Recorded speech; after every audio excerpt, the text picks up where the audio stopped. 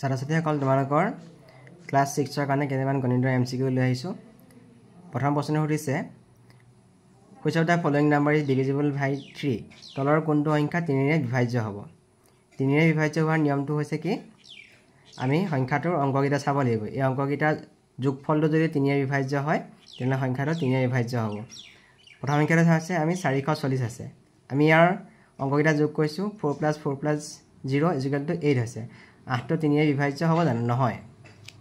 তাৰপিছত যাওঁ 278 টো আমি ডিজিট গিৰা যোগ কৰো 2 + 7 + 8 2 হাতে 9 9 হাতে 17 হৈ গ'ল 17 টো 3 ৰে হৰণ নাযায় গতিকে 278 টো 3 ৰে হৰণ নাযাব তাৰপিছত চাওঁ আমি 345 টা সংখ্যা কেইটা আছে 3 4 আৰু 5 ইয়া যোগ কৰিলে হৈ গ'ল 12 টো 3 ৰে হৰণ যাব গতিকে এই 345 সংখ্যাটো 3 ৰে হৰণ যাব শুদ্ধটো হ'ল C2 which of the following pair of number is co-prime মানে হ'ল যমজ মৌলিক হ'বৰ কাৰণে সংখ্যাজোৰ দুইটা মৌলিক সংখ্যা হ'ব লাগিব আৰু হিহঁতৰ মাজত কেৱল মাত্ৰ এটা যৌগিক সংখ্যা থাকিব লাগিব এতিয়া আমি প্ৰথম সংখ্যাটো চাওঁ 4 আৰু 12 এইটো মৌলিক সংখ্যা নহয়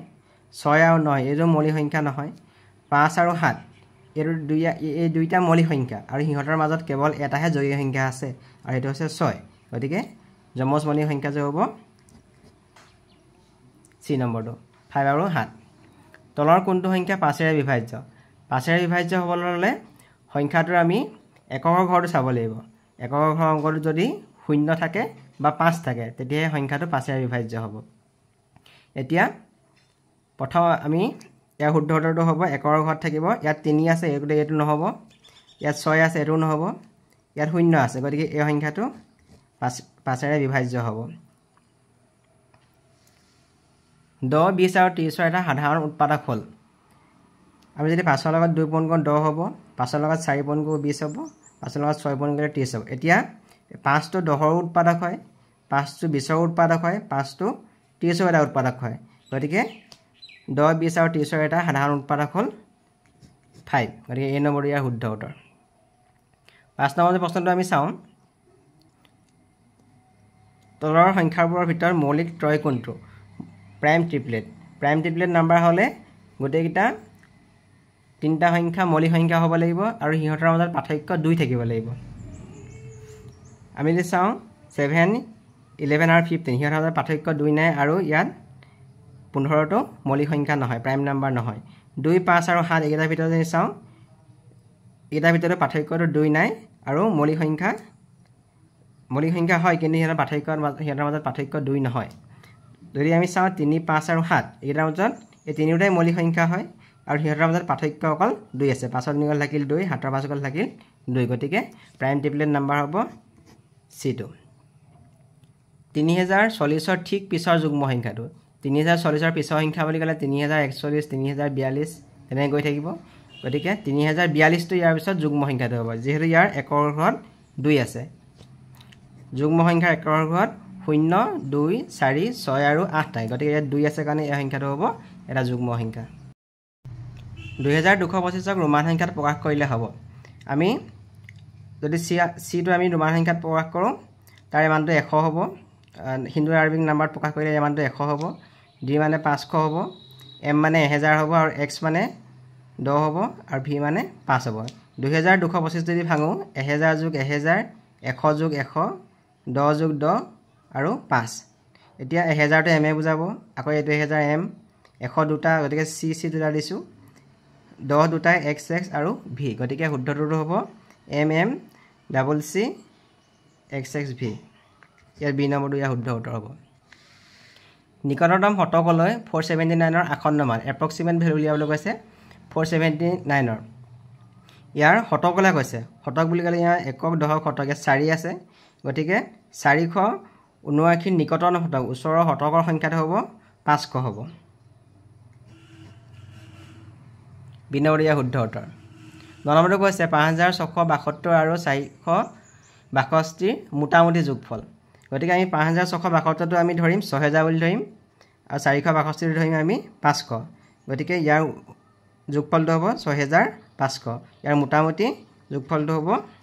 এষ্টিমেট প্ৰডাক্টটো হ'ব 6500 10 নম্বৰটো কৈছে 5632 নিকটতম 10লৈ আসন্নমান নিয়েৰেষ্ট টু 10 গতিকে ইয়াত 10 ঘৰটো চাম 32 আছে 32ৰ ওচৰৰ সংখ্যাটো হ'ব 30 হ'ব গতিকে ইয়াৰ শুদ্ধটো হ'ব ডি নম্বৰটো 5430 1 বিলিয়নত কিমান মিলিয়ন হৈছে 1 বিলিয়নত 1000 মিলিয়ন গতিকে বি নম্বৰটো ইয়াৰ শুদ্ধ উত্তৰ এটা এটা ৰোমান সংখ্যাটোক আমি যদি হিন্দু আৰবীয় সংখ্যাত প্ৰকাশ কৰোঁ কিমান হ'ব দিছে x মানে হ'ব 10 আৰু 1 মানে হ'ল 1 x 1 x মানে হ'ল 10 20 20 21 কিন্তু ওপৰত যদি এনেকুৱা 8ডাল থাকে এই 8ডাল থাকিলে আমি সংখ্যাটোৰ লগত 1000 পূৰণ কৰিব লাগিব গতিকে 21ৰ লগত 1000 পূৰণ কৰিছে কিমান হৈছে 21000 শুদ্ধটো হ'ব চি নম্বৰটো 13 নম্বৰটো চাওঁ আমি 439 আৰু 334ৰ আসন্নমানৰ বিয়োগফল ইয়াৰ বিয়োগফলটো হ'ব 439টো আমি ধৰিম 400 334টো ধৰিম আমি 300 আৰু বিয়োগ কৰিলে হৈ যাব 100 গতিকে এই নম্বৰটো ইয়াৰ শুদ্ধ উত্তৰ